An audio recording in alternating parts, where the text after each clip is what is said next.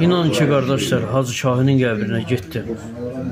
Yana getdim onun başdaşından və ayaqdaşından öpdüm.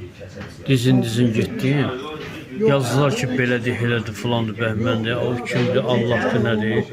Mən qayıtdım ki, o mənim üçün İmam Hüseyin ağamdır. Allah ona rəhmət eləsin, qəni. Belə danışırsınız ha.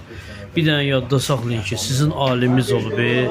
Nə oldu, indiyə qədər hamımız Hacı Şahinin dediği sözlərlə yolları gedirik. Amma Hacı Şahin öləndən sonra hər öz bir tərəfə getdiniz. Ümumiyyətlə, bir dənə söz deyim, kimi yaxşı olursa, tanınırsa, bu Hacı Şahin sizə pis yolu çəkmirdi ki, şiyə yolunu çəkirdi, Allahın ibadəti ilə sizi aparırdı. Amma bugünkü günü bəziləri, bəzi o şərəfsizlər qayıdır deyir ki, Hacı Şahin budur. Birbaşa Hacı Şahinin adını çəkən insan birbaşa Allah'tan qorxsun. Çünkü o bizim canımız idi, qanımız idi, İmam Hüseyin ağamız idi və Zəhra-i Fatimənin həyat yoldaşı idi. Biz belə gedirdi. Mən buradan bir dənə də sual verirəm ki, o Zəhra-i Fatimə onun qəbrinə tez gedir, yoxsa yox? Bu sözü mən demişəm, deyəcəm də.